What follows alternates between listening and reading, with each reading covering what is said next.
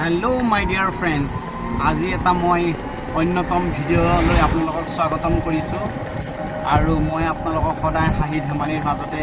যিসকল ভিডিও বনাও আজি আৰু এটা নতুন ভিডিও বনাবলৈ ওলাইছো আপোনালোকৰ সহায় সহযোগ খুবেই ইম্পৰ্টেন্ট গতিকে আপোনালোকে সহায় সহযোগ কৰি থাকিব আৰু সহায় সহযোগ কৰি থাকিলে মই এনেকৈ সৰু সৰু দুই এটা ভিডিও বনাই আপোনালোকৰ মাজত